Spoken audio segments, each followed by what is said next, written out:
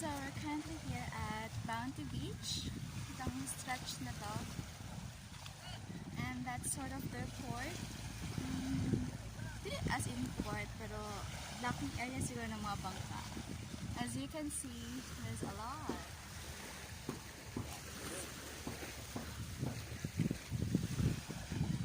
Ooh. So yes, it's our third night. Sorry, not third night, but second night, third night tonight, and this is the third day. Today is Sunday,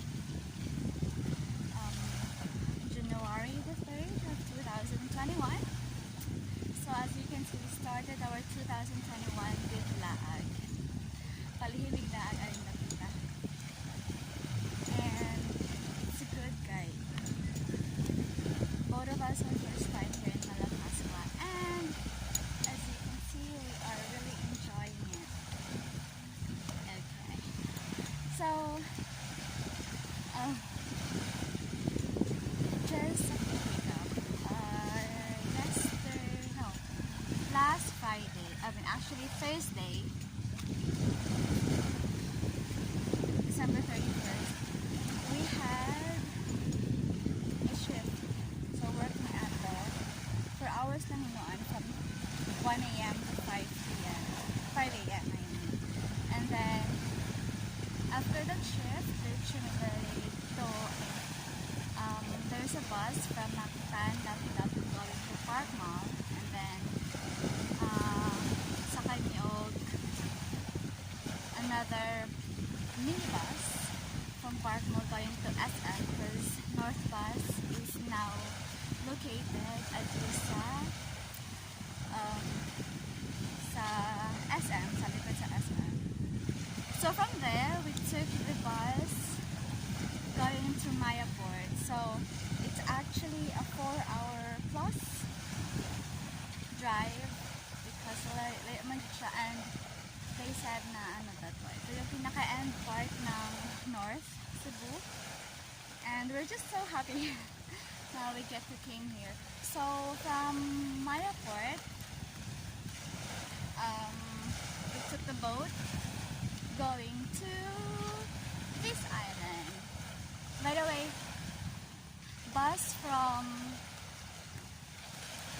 SM going to Mayaport is around 250, and then boat going here is 100 pesos only. So I believe before, nung wala pa pandemic, mahal siguro ang boat ride because high man ang demand ato, because this place or this island is really a tourist destination.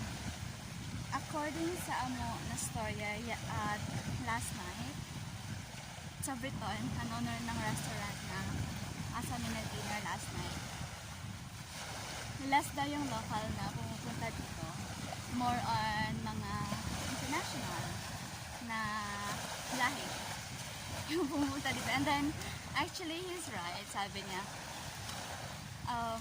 we locals became the outcast or like sort of a stranger sa ato ang own na land.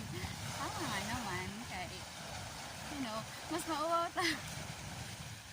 Okay, much of it. So yeah, from port, and then ang mga hotel dito sa Bounty Beach is alongside lang man siya, so malakaw lang. We just walk from the port going to our pinagstayhan, which is Malapatel, and guys, grabe, super talaga yung service nila. As in, the fact na Japanese yung may-ari ng pinagstayhan namin, like very accommodating, tapos parang they see to it ba na they took care of you because you're not in your hometown, so they want you to feel at home then. So when we left our bags there, which is parang pagawas pa lang namo sa among gistayhan, beach na siya, and then you can hear the waves, parang it's so relaxing. And since di ka pa may naligo mi, nag-watch mi sa sunset, so nice ang sunset dali na side, One of the beautiful sunsets here in Malapascua is dito banda sa Bounty Beach. And then, since we had a shift the other night, the night before nilakaw me, around 8 or 9, tulog na ata mi. As in ako, tulog na juga ng mga time because I was so tired. And then, ano lang, parang hugot ng lakas. Charot. Parang nag-ipon ng lakas for tomorrow. Because I want to enjoy the following day talaga. So, sa island. So, the next morning, we woke up early and decided to have or to go for a jog. Actually, it's a walk, run, walk. And then, yeah, nag-realize ni Ato. We actually were able to tour half of the island. Just half lang yun. Dili lang sa South Dapit. Because, we actually decided ma-alternate north, mag-jog on top. But, it's, ano ba, parang, we asked our breakfast to be served around 8. So, we need to go back. Mga 7:50 plus. At least, they will not wait and our food will not get cold. So, yun. After ng jog, and then, nag-breakfast me, and then we prepared ourselves para patung sa north. So, going north, yeah, nag-change outfit namin kaya maligo lagi niya sa beach. So, we just uses Google Map.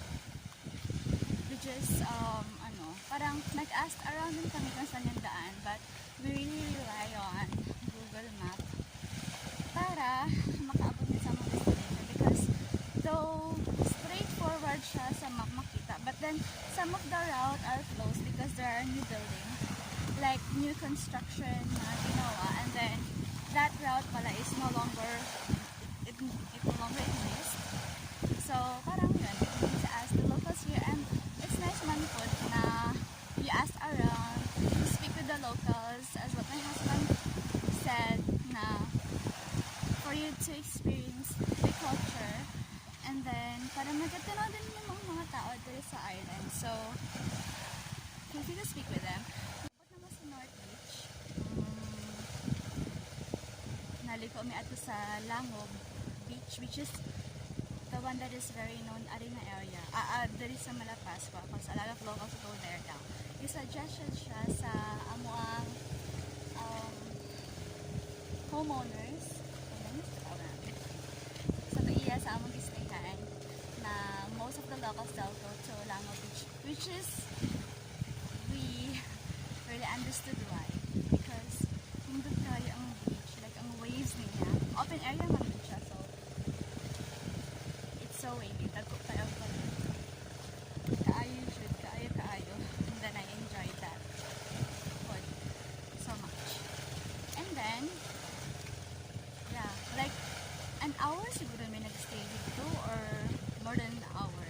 May nag-pictures kami, lakaw-lakaw, nag-relax, i-feel ang area, ang beach. Nagasan tao maato dito. Nice siya. And then after that, we go to Gimbitayan Beach. Pero na-apay part at bang nice kayo siya, kaya puro sand lang siya. And then parang half ganit siya. So both sides is dagat. But we haven't had a chance to go there talaga because confusing na lang nasa map side. As I've said earlier, some of the route are closed kina yung mga back of constructions. Ganun. So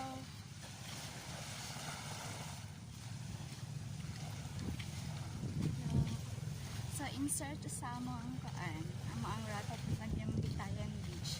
Naabot ni sa lighthouse. Actually, madaanan naman ang lighthouse. I mean, not madaanan, but there's a path going up the hill para paingon sa lighthouse. So, I climbed. Going there. Nice siya. Bukid nga fields. Pag-asking grass. Tapos sa kayo mga grass agto. Pero, carry bells lang man siya. And then, yeah, we took some photos. We actually stayed there kasi kami lang ang tao. So, a bit scary sa siya kay mudto naman 3 around 3 na ata ko. So yun, after sa lighthouse, then dire-diretso naman sa path doon sa Gimbatayan Island. Gimbatayan Beach. Ang beach ato nga part cause naman siya marag curve ato nga side. So parang yung big waves sa other side sa North Beach. Na-cover siya atong marag islet. Not islet, but marag bundok nga side. Parang ano siya, cliff siya. So ani nga sa Gimbatayan Beach, ang dagat is so calm. Tungod sa calm, we were able to use our snorkel, my goggles. Then we stayed there for a bit until nag-ulan. So since nag-ulan, nagsabi lang kami na malakaw na. So we also took some snacks, like mga tempura. Nilagyan lang muna siya. Basta maglaag ng mga street food. So yun. And then, pag uli na mo, and we go home sa among bistayan with the clean sheets. Like, we actually change the beddings, everything. They clean the room every day. Unlike sa other resort na, after 2 days or 3 days, isa sila mag-clean. Haha, family yan. Nakita na sa sila another friend. Hi, Gabu!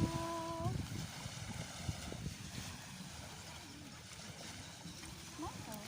And then,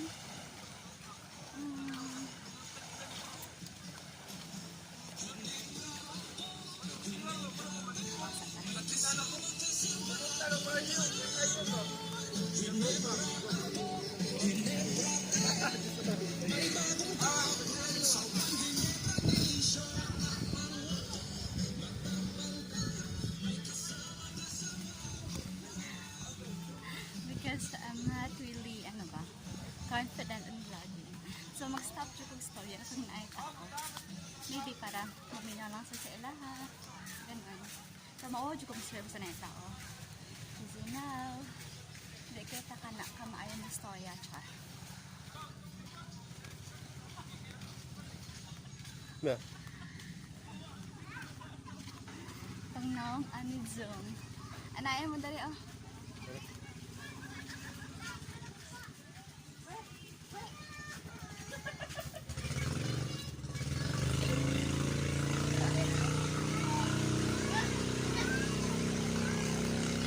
So yun.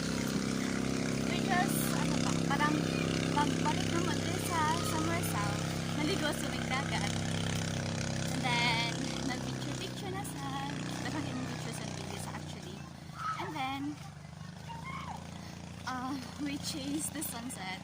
So, bali, like, nagkuha mig, like, tripod and then the selfie stick and sa room, kay Dora man ang beach, diba? So, nagdagan din ni as in, grabe ang dagan para lang dyan anta na mo ang sunset. So, dito may nag-decide of tambay sa port. Kasi at sa port kay nakikita man kaya ang sunset side. So mo to, after the sunset, we went home.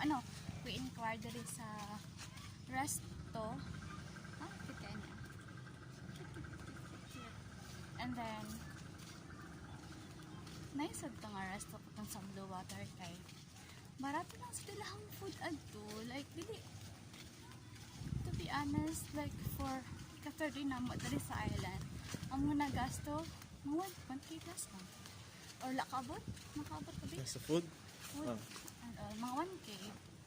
And ika-30 na namo karon na, imagine that. So, silit siya nga lang. Dayon. Ito. After that, after sa dinner, by the way, we spoke to the owner of the restaurant. And then, kit kay si Jane, ilahang youngest daughter. Parang anad kayo siya ba? Half Filipino, half British. Half Filipino, half British. Iyang mama so accommodating sad kaayo. Kabuutan ayo just tanan. Pasa ta, commercial break. And then, storyador po kayo siya. Like, English yara siya. And then, hebaw siya mo Bisaya. Like, fluent siya mag-Bisaya. Galing, no?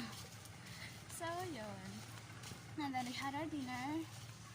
And may kailang sinigang na pork. And okay lang, sisig. And then, nag-beer lang ni gamay. And then, and today. And today, next day is today. So, karon we just decided to rest. It's a lazy day for us. So, late namin yung mata. And then, nag-breakfast me around 8. And then, around 11 plus,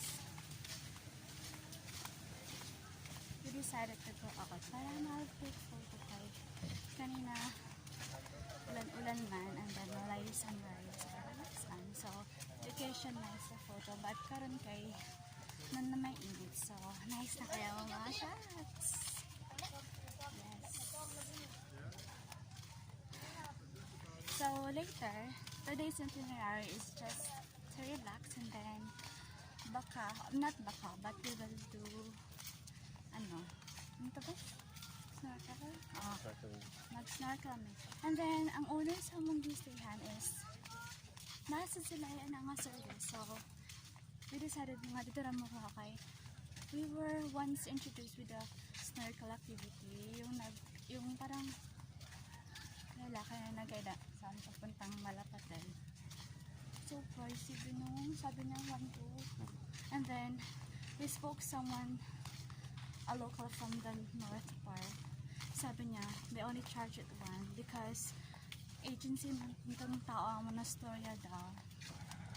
So saka, ang 200 daw is para sa tao na para agency and then 1,000 yung parang sa may-ari ng bangkero. And then, napaday siya economical? Ang tawag mo? Fee? Na worth 50 pesos. We were not advised by that. And then, ano, but, no, I didn't happen naman siya. Snorkel lang mo siguro. And then, we spoke to the owner of the hotel na among stayhan. Kung anong siya, took 500.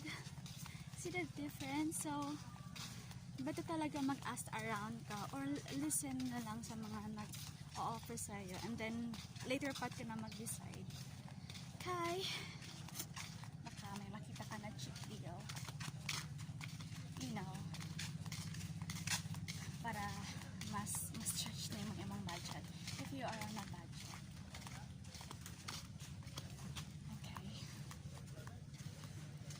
And then actually karon kasi pabalik namin sa among gistayhan. Baka mag-rest lang, mag-prepare para dito. Medyo init naman siya. So, nice siguro. Oh my god, so 3 mi Malacao. And then, we'll witness the sunset. May pagiging mo lang. We'll witness sunset at the beach, no? Ito nga sa dagat siguro para naisa mong shot.